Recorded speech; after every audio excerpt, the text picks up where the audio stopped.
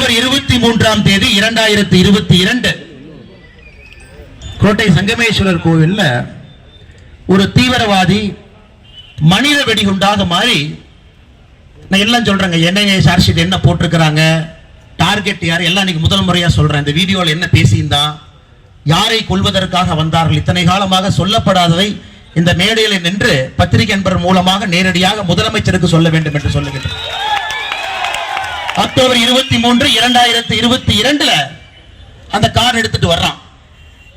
நேரடியாக வந்து மனித வெடிகுண்டாக கோயம்புத்தூர் மாநகரத்துக்குள்ள மக்கள் அதிகமாக போகக்கூடிய ஒரு துணிக்கடைக்குள்ள அந்த வண்டியை நிறுத்தணும். அந்த கார் வெடிக்கும் பொழுது அங்க இருக்கக்கூடிய தூண்கள் சேதமடைந்து அந்த கடையை கொலாப்ஸ் ஆகி கீழே விழணும். இந்த நோக்கத்திற்காக வரும் பொழுது அந்த கோவிலை தாண்டும் பொழுது அந்த ஸ்பீட் பிரேக்கர் மேல ஏறி இறங்குறான். அந்த கேஸ் சிலிண்டருடைய சர்க்கியூட் புடிங்குது, வண்டி அங்கேயே நிக்குது. இறங்கி தொலாவி பார்க்கறா, அதை தள்ளி பார்க்கறான், அது வெடிச்சு அவ இறந்துடுறான். பாரதிய ஜனதா கட்சியினுடைய எல்லா தலைவர்கள், தொண்டர்கள், சங்கத்தினுடைய எல்லா நம்முடைய மூத்தவர்கள் எல்லோரும் சொன்னது இது மனித வெடிகுண்டு தாக்குதல். முதலமைச்சர் அவங்க சொன்னது என்னன்னா, இது வந்து சிலிண்டர் பிளாஸ்ட் அப்படின்னாரு.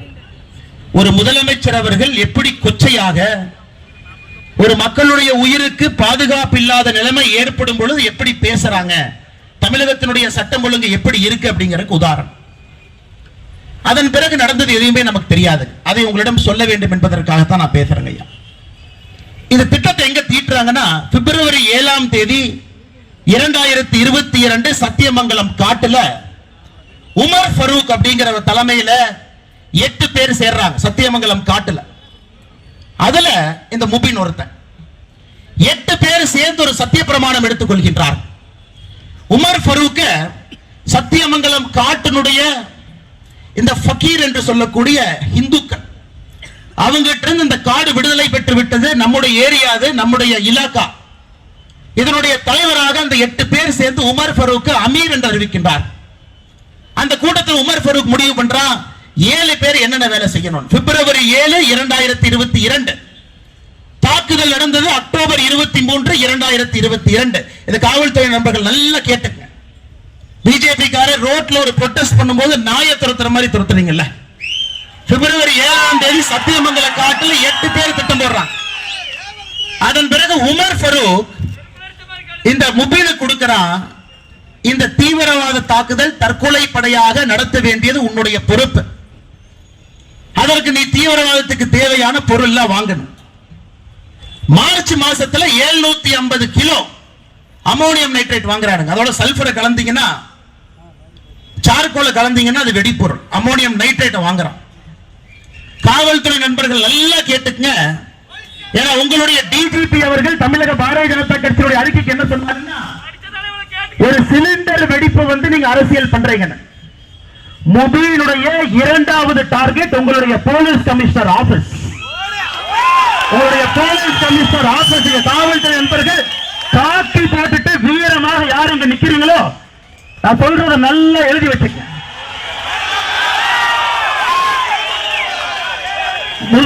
முதல் அட்டாக் துணிக்கடை.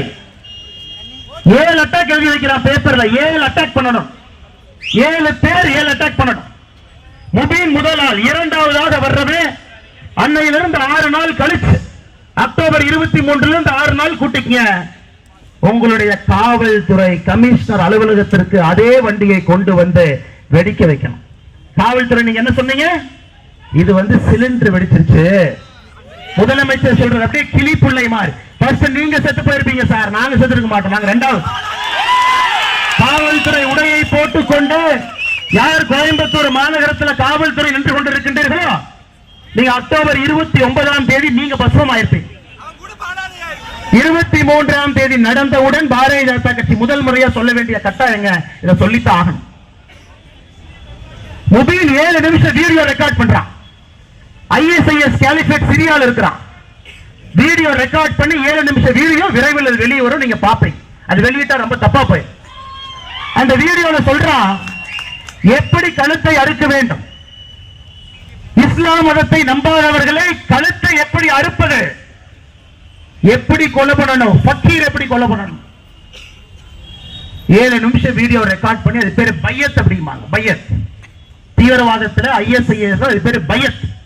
ஒருக்கா நீங்க பையத் கொடுத்துட்டீங்கன்னா நீங்கள் உங்களை அர்ப்பணிக்கின்றீர்கள் என்ற அர்த்தம். பையத் பண்றான். எப்ப பண்றாங்க?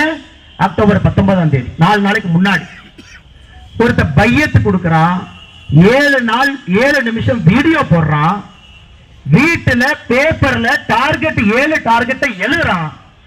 முதல் டார்கெட் ஆபரேஷனை காலையில 10:30 மணிக்கு பண்றதுக்காக 3 மணிக்கு வண்டி எடுத்துட்டு வர்றான். அக்டோபர் 29ஆம் தேதி உங்களுடைய போலீஸ் கமிஷனர் அலுவலகத்தை தகர்ப்பதற்கு 2வது உமர் ஃபரூக் குன்னூர்ல ஒளிஞ்சிருக்கான். ஆனா எங்க காவல்துறை நல்லா வேலை பாக்குறீங்க சார், நல்லா வேலை பாக்குறேன், நல்லா பாக்குறேன். வயிறறிந்து முன்னாள் காவல்துறை அதே காக்கியை போட்ட கம்பீரத்தோடு நான் பேசுகின்றேன். இத்தனை நாட்களாக மரியாதையோடு, எப்பவுமே காவல்துறை என்றால் மரியாதை. நீங்க எப்படி லைட்டா அப்படி டீல் பண்ணீங்க? அது ஒண்ணு இல்ல, அப்படி ஒரு குண்டு வீட்டுக்குள்ள பார்லஸ் குண்டு உருண்டுகிட்டு இருந்துச்சு. அந்த பிஜேபி காரனுக்கு வானத்திய காக்கல இங்க வேலை இல்ல, சும்மா அந்த மைக்க பார்த்தா ஏதாச்சும் பேசுவாங்க. இது தீவிரவாத தாக்குதலே இல்லை. இன்னைக்கு வரைக்கும் இந்த கேஸ்ல தேசிய புலனாய்வு ஆணையம் 18 பேர்த்த கைது பண்ணிருக்காங்க. 18 பேர், ஒருத்தர் 2 பேர் இல்லைங்க, 4 சார்ஜ் ஷீட் போட்டிருக்காங்க. இன்னைக்கு பாருங்க, தெய்வத்தினுடைய அழைப்பு போல இந்த நிகழ்வுக்கு வருவதற்கு முன்புதான் நான், வானதி அக்கா உள்ளிட்ட எல்லா தலைவர்களும் அமித்ஷா கிட்ட சொன்னோம், கோயம்புத்தூருக்கு NIA வேண்டும் என்று. இப்பதான் அமித்ஷாஜிக்கு பதில் கடிதம் இன்னைக்கு வந்து கைக்கு, அதை பரிசீலனை செய்கின்றேன். கோயம்புத்தூருக்கு NIA கொண்டு வருவதற்கு மத்திய அரசு பரிசீலனை செய்யும் என்று பதில் கடிதம் போட்டிருக்காங்க. NIA வரட்டுங்க பார்க்கலாம். வேலை இல்லாம இங்க எல்லா இந்து இயக்கங்கள் தலைவர்கள் எல்லாம் மேடையில உட்கார்ந்து மாசத்துக்கு ஒரு போராட்டம், போராட்டத்துக்கு கைது. நைட்டு 11 மணி வரைக்கும் பெண்களுக்கு குழந்தைகள் இருப்பாங்க, குட்டிகள் இருப்பாங்க, அமைதியான முறையில போராட்டம் பண்றோம். அது பரிசு என்னன்னா, அப்படியே பிடிச்ச மண்டபத்துல 11 மணி வரைக்கும் வச்சா அடுத்த முறை பெண்கள் கைதுக்கு பயந்து வரமாட்டாங்க, ஆம்பளைகளும் கைதுக்கு பயந்து வரமாட்டாங்க. இங்க பாருங்க, பாஷா அவர்களை பத்தி பேச மாட்டாங்க, அவர்கள் தான் நான் சொல்லுவேன். காரணம், இந்த பெரியவங்க எல்லாம் நீ வளர்த்தது அப்படி, யாராக இருந்தாலும் அவர்கள் சொல்லணும்.